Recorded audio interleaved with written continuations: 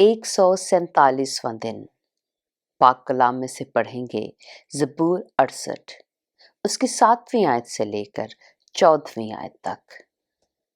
ऐ खुदा, जब तू अपने लोगों के आगे आगे चला, जब तू बियाबान में से गुजरा तो जमीन कांप उठी, खुदा के हजूर आसमान गिर पड़े, बल्कि कोहे सीना भी खुदा के हजूर, इस्राएल के खुदा के हजूर कांप उठा। ऐ खुदा, तूने खूब मींह बरसाया, तूने अपनी खुश्क मिरास को ताजगी बख्शी, तेरे लोग उसमें बसने लगे। ऐ खुदा, तूने अपने फैज से गरीबों के लिए उसे तैयार किया।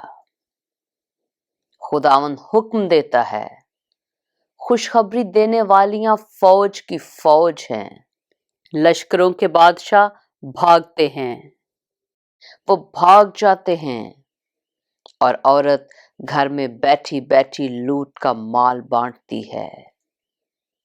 जब तुम भेड़ सालों में पड़े रहते हो तो उस कबूतर की मानिंद होगे जिसके बाजू गोया चांदी से और पर खालिस सोने से मंढे हुए हों।